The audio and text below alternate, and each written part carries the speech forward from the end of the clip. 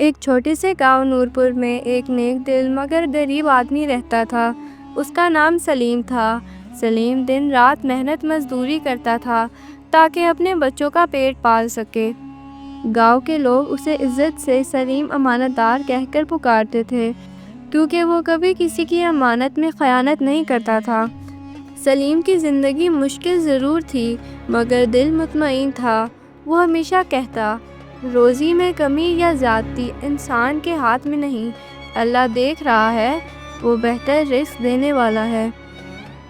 ایک دن گاؤں کے بڑے تاجر حاجی بلال نے سلیم کو اپنے گودام میں کام پر رکھا۔ کام یہ تھا کہ روزانہ سامان لانا، رکھنا اور حساب رکھنا۔ مزدوری معمولی تھی مگر سلیم کے لیے یہ بھی غنیمت تھی۔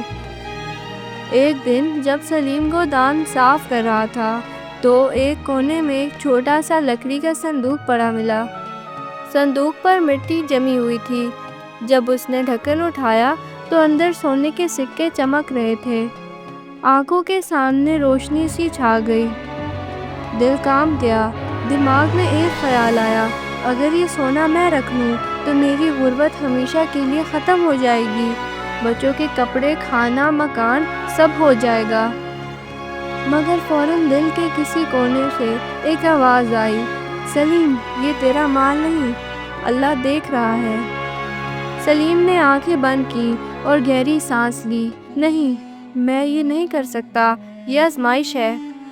اس نے صندوق بند کیا، حاجی بلال کے پاس گیا اور بولا، حاجی صاحب، یہ صندوق آپ کے گودام میں پڑا ملا، شاید بھول گئے ہو۔ حاجی بلال نے چونک کر کہا، بیٹا، یہ صندوق تو کئی سال پہلے میرے مرحوم باپ نے رکھا تھا، مجھے تو یاد ہی نہیں تھا، اللہ تجھے جزا دے۔ حاجی بلال نے سلیم کو انعام دینا چاہا مگر سلیم نے مسکرا کر کہا، حاجی صاحب، مجھے کسی انعام کی ضرورت نہیں، بس دعا کر دیں کہ اللہ ایمان پر قائم رکھے۔ مہینے گزرتے گئے۔ سلیم کی ایمانداری پورے گاؤں میں مشہور ہو گئی مگر آزمائش ختم نہ ہوئی۔ ایک رات جب وہ گھر جا رہا تھا تو راستے میں ایک فقیر عورت ملی۔ وہ بولی، بیٹا، اللہ کے نام پر کچھ دے دے، 3 دن سے بھوکی ہوں۔ سلیم کی جیب میں صرف 5 روپے تھے۔ وہ گھر جا کر روٹی لانے والا تھا۔ دل میں کشمکش ہوئی۔ شیطان نے سرگوشی کی، خود بھوکا ہے، بیوی بچے انتظار کر رہے ہیں، یہ کیا وقت ہے سخاوت کا؟ مگر دل سے آواز آئی، اللہ دیکھ رہا ہے۔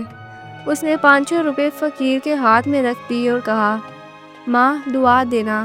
وہ عورت مسکرا کر بولی، بیٹا، اللہ تجھے دنیا و آخرت میں خوش رکھے۔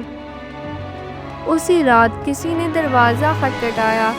باہر گاؤں کا ایک آدمی کھڑا تھا۔ وہ بولا، سلیم بھائی، میں آپ سے مزدوری کا قرض دینا بھول گیا تھا، کل یاد آیا، یہ لو 100 روپے۔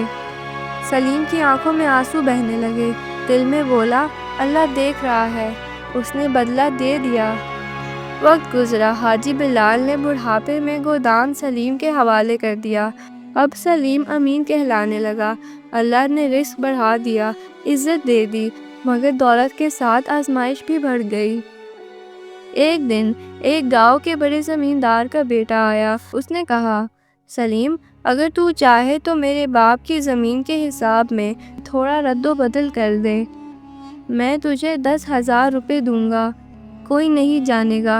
سلیم نے اس کی آنکھوں میں دیکھا، کوئی نہیں جانے گا، پھر آسمان کی طرف دیکھا اور بولا، اللہ دیکھ رہا ہے، وہ جانے گا، اور بس اسی کا جاننا کافی ہے۔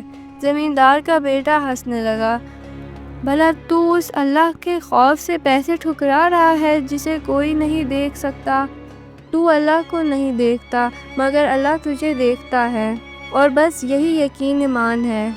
زمیندار کا بیٹا خاموش ہو گیا مگر اس کے دل میں ایک چنگاری جل اٹھی۔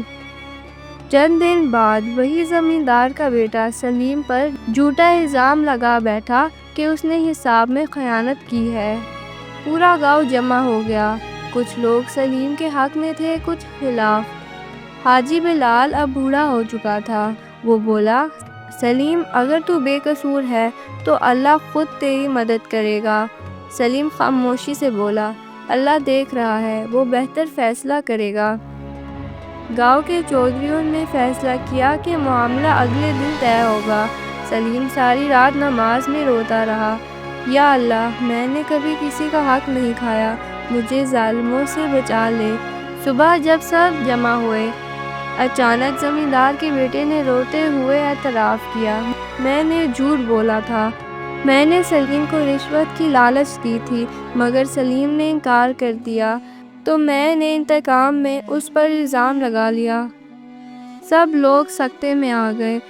حاجی بلال نے روتے ہوئے کہا، اللہ دیکھ رہا ہے، اس نے سچ کو ظاہر کر دیا۔ چند سال بعد سلیم گاؤں کا سب سے معتبر شخص بن گیا۔ لوگ اپنے فیصلے، امانتیں اور جھگڑے سب اس کے پاس لاتے۔ ایک دن وہی فقیر عورت دوبارہ ملی، مگر اس بار نہایت صاف کپڑوں میں تھی۔ اس نے کہا، بیٹا، میں وہی فقیر عورت ہوں جسے تو نے 5 روپے دیے تھے۔ اس دن سے اللہ نے میرا حال